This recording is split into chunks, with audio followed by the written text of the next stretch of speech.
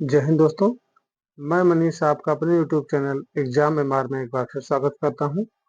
पिछली वीडियो में हम लोगों ने पढ़ा था भ्रष्टाचार निवारण अधिनियम 1988 का प्रथम प्रयास 1947 से स्टार्ट होकर उसके स्थान पर पुनः भ्रष्टाचार निवारण अधिनियम 1988 ला दिया जाता है और उसके बाद इसमें अध्याय 5 अध्याय, इसके बाद धारा 1 धारा 2 क्रमशः पढ़ते हुए हम लोगों ने धारा 9 तक पढ़ लिया था। जब धारा 9 तक पढ़ लिया गया था तो हम एक बार धारा 7 8 और 9 रिकॉल करवा देते हैं, क्योंकि इसी बेस पर आगे अन्य धाराएं संबंधित है। तो धारा 7 में हम लोगों ने पढ़ा था कि किसी लोक सेवक को रिश्वत जो है वो लिए जाने से संबंधित अपराध है। अगर कोई लोक सेवक रिश्वत लेता है, लेके काम करता है, तो उससे संबंधित धारा 7 है। और धारा 8 में हम लोग बताए थे कि अगर किसी लोक सेवक को मतलब कि विशेष प्रभाव दिखाकर लाभ लिया जाता है, जैसे मान लो हम लोक सेवक है, किसी कोई नेता हमारे ऊपर दबाव डाल के काम करवा रहा है, अपने निजी प्रभाव के लाभ से हमें काम करवा रहा है, धारा 8 हो गई। और धारा 9 में ये होता है कि अगर उसे नोट भी दिया जाए, हमने बताया ना ट्रिक से कि नो नो नो नो, तो नोट अगर किसी लोक सेवक को रिश्वत दिए, अगर आप दे रहे हैं किसी लोक सेवक को तब लाभ ले रहे हैं, तो उससे संबंधित अपराध है। अगर किसी लोक सेवक को रिश्वत दे रहे हैं आप, अगर कोई पकड़ लेता है तो आपको जो लोक सेवक जितना रिश्वत ले रहा है, जितना अपराध वो कर रहा है, आप उतना ही अपराध आप कर रहे हैं जो आप नोट से दे रहे हैं, अर्थात उसे रिश्वत दे रहे हैं। अगर आपको देखते हुए नोट देते हुए कोई पकड़ लेता है, तो आप क्या बोले, लोक सेवक बोलेगा कि हम तो रुपए दे नहीं रहे थे, हमको उन्होंने जबरदस्ती दिया। आप बोलेंगे क्या? ये इसके आगे इस वीडियो में हम लोग देखते हैं। तो हम लोग आज क्या पढ़ेंगे? धारा 10। धारा 10 धारा 10 के पढ़ने से पहले हम धारा 9 बताते हैं कि जब धारा 9 हम लोगों ने पढ़ा था तो बताया था उसमें नोट दिए जाने संबंधित अपराध है। आप रिश्वत दिए जाने संबंधित अपराध है। जब आप रिश्वत दे रहे हैं तो पकड़ ले जाता है पुलिस, आपको फिर मारती कूटती है। जब मारती कूटती है तो कहती है बस बस बस करो, हम सब कुछ बताओ कौन पैसा दिया है, तुम्हें कहाँ से ले आए, तो कहते बस भैया हमें बस करो, हम सब बता दे रहे हैं कहाँ से लिए हैं। ठीक है, तो कहती है बस करो, हम बताएं कहाँ से वो बताता है कि किसी कंपनी, क्या, अगर कोई कंपनी है किसी वाणिज्य संगठन द्वारा बताइए कि भैया देखो जो लोक सेवक को पैसा पहुंचा रहे थे हम नहीं, हमारा पैसा नहीं है, हमारा पैसा नहीं है। किसी ये बताया कि कोई एक संगठन है, किसी, आप इस धारा में बता रहे हैं, किसी वाणिज्य, वाणिज्य में सुन रहे हैं, कोई भी वाणिज्य संगठन द्वारा, किसी वाणिज्य संगठन द्वारा किसी लोक सेवक को, किसी लोक सेवक को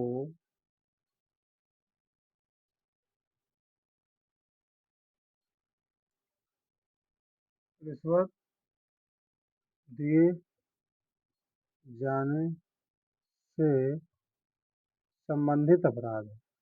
किसी लोक सेवक को रिश्वत दिए जाने से संबंधित अपराध है।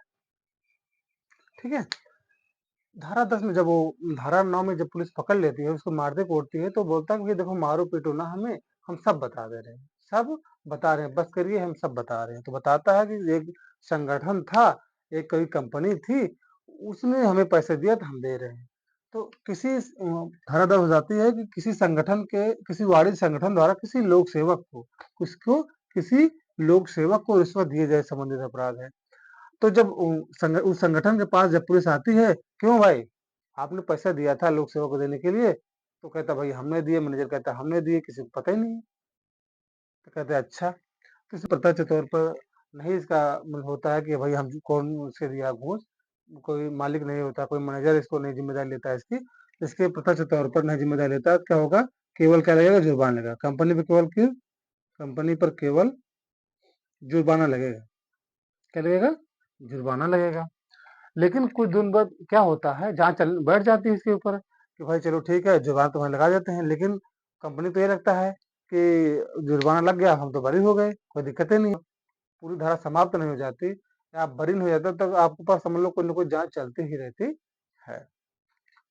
तो वो ये सोचते हैं कि हम बरी हो गए, लेकिन तब तक आ जाती है धारा 11। वाणी संगठन के भार साधक व्यक्ति का अपराध का दोषी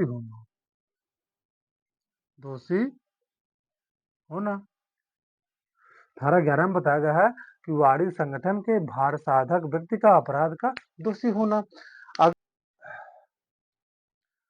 धारा 10 और धारा 11 में एक संगठन जो वाणिज्य संगठन होता है उससे संबंधित है।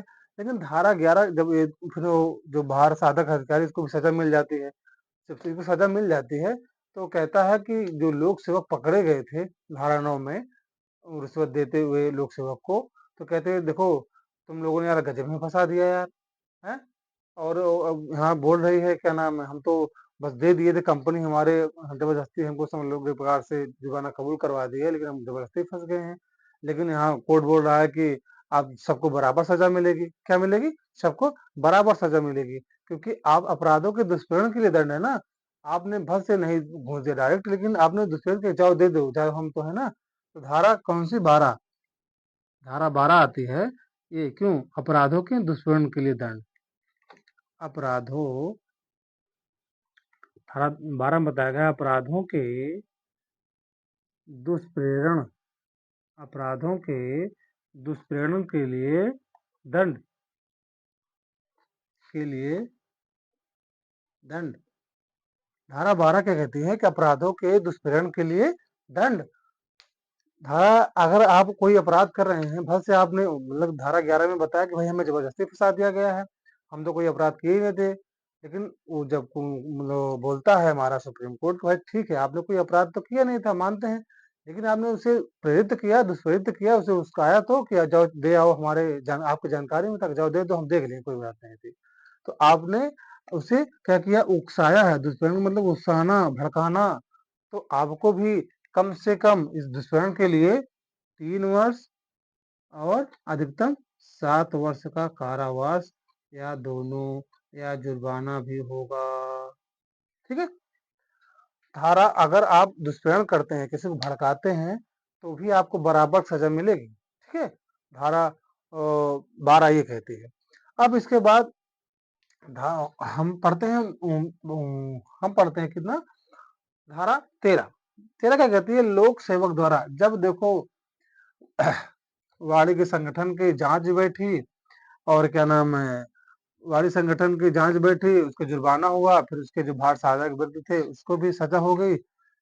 फिर ये जांच खत्म नहीं हुई थी, जो लोक सेवक ने रिश्वत ली थी उसकी भी जांच चल रही थी, उसकी भी जांच चल रही थी। तब जाके 13वें दिन, कितने दिन?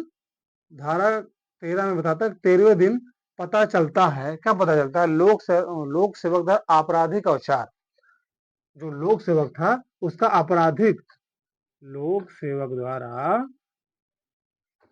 लोक सेवक द्वारा आपराधिक आपराधिक औचार 13वें दिन पता चलता है। जो लोक सेवक था, रिश्वत उसको दी जा रही थी, उसकी जांच चल रही थी। 13वें दिन जाके पता लगता है कि वो बहुत सारी अवैध संपत्ति उसके पास इकट्ठा हो गई। पता चलता है कि लोक सेवक ने उस अवैध रुपए से बहुत सारी संपत्ति, अवैध संपत्ति इकट्ठा कर ली है, और अपने पद का बहुत दुरुपयोग कर रहा था। ठीक है। इसमें बताया गया है आपराधिक औचार होता है अवैध संपत्ति द्वारा, लोक सेवक द्वारा आपराधिक औचार इसमें बताया गया है। क्या बताया गया है? कि अवैध संपत्ति, लोक सेवक अवैध संपत्ति संपत्ति आदि, अगर लोक सेवक द्वारा अवैध संपत्ति इकट्ठा कर लिया गया है और अपने पद का गलत दुरुपयोग किया गया है, तो इसमें सजा आपको बढ़ा दी जाएगी, दंड कम से कम 4 कर दिया जाएगा। आपके ऊपर अत्याचार, क्योंकि आप लोगों के ऊपर अत्याचार किए हैं, अवैध संपत्ति लेकर अपना अपना बना लिए हैं, अवैध संपत्ति इकट्ठा कर लिए हैं, तो आपने लोगों के साथ क्या किया? अत्याचार, चार किया था। कम से कम दंड कितने मिलेगी? 4 वर्ष। हाँ? कितने वर्ष मिलेगी? 4। और कम से कम कितने कहाँ जाके बस होगा? 10 पे। मैक्सिमम मिनिमम कितना होगा आपको? 4 वर्ष, और मैक्सिमम कितना होगा? 10 वर्ष सजा मिलेगी। क्यों मिलेगी भाई 4 वर्ष और 10 वर्ष? क्योंकि आप लोक सेवक होते हुए लोगों से अब अगर पैसा ले लेकर अवैध संपत्ति बहुत सारी इकट्ठा कर ली है। आपने लोगों पर बहुत अत्याचार किया है, इसीलिए कम से कम 4 वर्ष की सजा, और अधिकतम जाके कहाँ रुकेगी? 10, अर्थात 10 वर्ष की सजा। ठीक है। अब पढ़ते हैं हम धारा 14। धारा 14 में कहते नहीं है कि इतना अवैध संपत्ति इकट्ठा कर लिए हो लेकिन आपका हौदा नहीं भर रहा, कहते नहीं आपका पेट नहीं भर रहा है। तो धारा 14 में कहा गया है, धारा 14 धारा 14 कहा गया है क्या? धारा 14 में कहा गया है कि आप कोई यदि कोई धारा 8 क्या धारा 8 धारा 9 व धारा 12 का अभ्यासता अपराध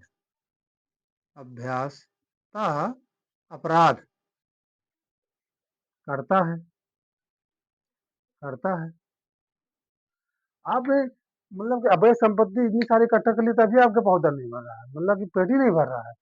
और लेकिन आप बार बार अपराध किए जा रहे हो, आपका पेट ही नहीं भर रहा है। कौन कौन से? धारा 8, धारा 9, धारा 10। धारा 8 में हमने क्या बताया था? ठाट बाट दिखाकर अर्थात निजी प्रभाव दिखाकर आप अपना काम करवा रहे हैं।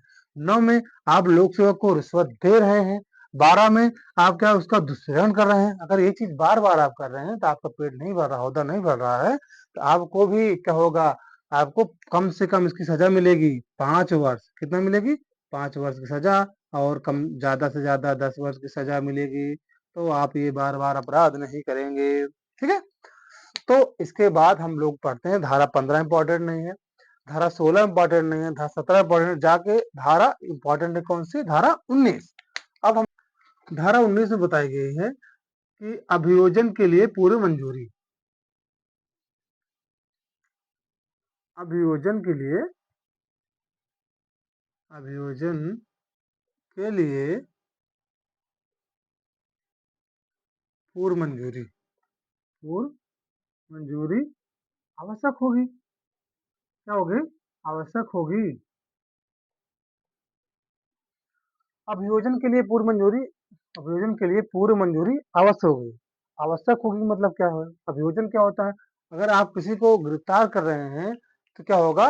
आपको पूर्व मंजूरी आवश्यकता होगी, उस पूर्व मंजूरी की आवश्यकता होगी। लेकिन केंद्र में अगर मान लो कोई केंद्र में अगर उसकी आवश्यकता पड़ती है, कहाँ से लेगा? राज्य में अगर आवश्यकता पड़ती है, किससे लेगा? तो केंद्र में, केंद्र में और राज्य में। हाँ, युक्त से अनुमति लेगा। ठीक है।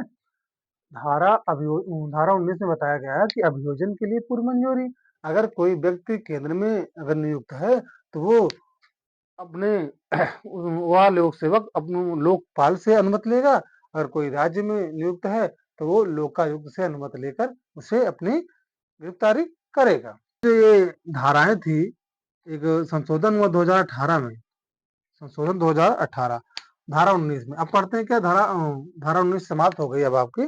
तो इसमें कुछ संशोधन में एक संशोधन हुआ, इंपॉर्टेंट है, नोट कर लीजिएगा। 2018 में संशोधन हुआ क्या? जो ये नियम था पहले रिटायर पर, किसी रिटायर लोक सेवक पर नहीं लागू होता था, लेकिन अब रिटायर वाले पर भी लागू होता है। 2018 संशोधन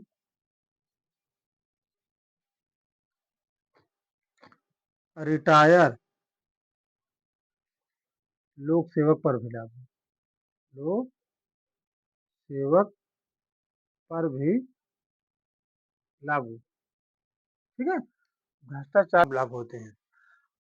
तो यहीं पे हमारा धारा 19 और संशोधन पढ़ के भ्रष्टाचार निवारण अधिनियम 1988 समाप्त होता है। अगर आपको कैसी वीडियो लगी जरूर बताइएगा, और अगर अच्छी लगी तो कमेंट में जरूर कमेंट कर हमको बताइएगा। अगर अच्छी लगी हो तो लाइक शेयर सब्सक्राइब जरूर करिएगा। धन्यवाद। जय हिंद।